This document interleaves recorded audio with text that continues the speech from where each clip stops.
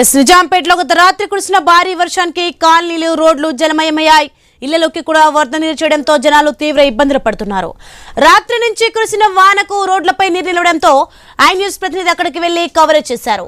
స్పందించిన మున్సిపల్ అధికారులు తాత్కాలిక పరిష్కారం చేస్తామని చెబుతున్నారు. వెంటనే సహాయక చర్యలు ప్రారంభిస్తామంటున్న నిజాంపేట్ జిహెచ్ఎంసీ మేనేజర్ జయరాజ్ తో ఫేస్ టు ఫేస్. కురిసినటువంటి భారీ వర్షానికి నిజాంపేటలో ఉన్నటువంటి శ్రీనివాస కాలనీ ఏదైతే ఉందో అది మొత్తం టోల్గా కూడా నీట మునిగిందనే చెప్పాలి. ఇక్కడ ఏదైతే పాపయ్య కుంట ఉందో ఆ పాపయ్య కుంటకు అయితే బయటికి వెళ్ళేదానికి ప్లేస్ ఇవ్వకుండా కాలువ లేదు కాబట్టి ఇక కాలనీ మొత్తం మునుగుతుంది. కాబట్టి దానికి సంబంధించిన అయితే ఎవరైతే ఈ యొక్క Nizampet municipal manager Jayaram sir మనతో పాటు ఉన్నారు. ఒకసారి అడిగి తెలుసుకుందాం. సార్, ఇంత పెద్ద వరద కంటిన్యూస్గా నిన్నటి నుండి కాలనీ నీట మునుగుతుంది.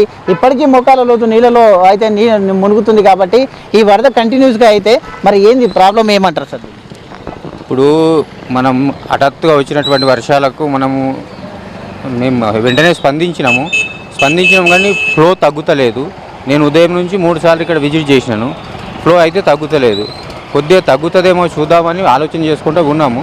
తర్వాత ఇంకోటి ఏంటంటే దీని సొల్యూషన్ ఏం చేయాలంటే ఈ పాపాయ కుంటకి వెళ్ళి ఏదైతే నీళ్ళు బయటికి పోతున్నాయి కాలనీలకు పోతున్నాయో ఆ నీళ్లను ఒక పైప్ లైన్ ద్వారా నాలాగా కలిపే ఏర్పాట్లు చేయడానికి మేము ఏ గారితో కానీ డిఈ గారితో కానీ మాట్లాడి దీనికి పర్మనెంట్ సొల్యూషన్ కనుక్కోవడానికి అవకాశం ఉంటుంది. ఇప్పుడు తక్షణం ఏం చేస్తున్నారు సార్? ఈ నీటి మొత్తం కాలనీలో ఉన్నది కాబట్టి ఇప్పుడు తక్షణ సాయంగా ఏం చేసి ఇప్పుడు తక్షణం ఏం చేసినామంటే ఈ నీళ్ళన్నీ ఒక కాలువలో కలిసేటట్టు ప్రయత్నం చేసి మా లేబర్ సిబ్బందితోటి అక్కడ కాలువలో కలిసేటట్టు చేసినాము.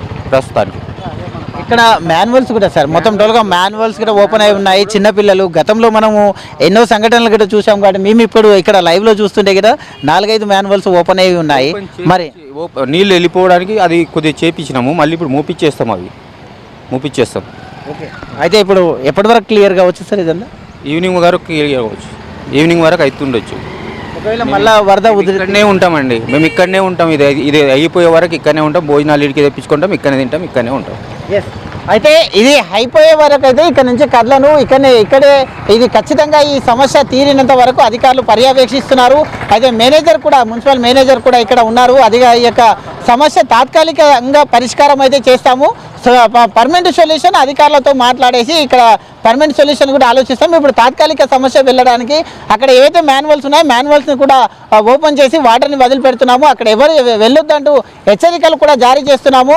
తాత్కాలికంగా అయితే ఈ నీరు బయటికి వెళ్ళే విధంగా అయితే చూస్తాము. ఇక్కడే ఉండి సాయంత్రం వరకు ఈ సమస్యను పరిష్కరిస్తామంటూ కూడా మనతో పాటు అయితే మున్సిపల్ మేనేజర్ జయరాం సార్ చెప్తూ ఉన్నారు.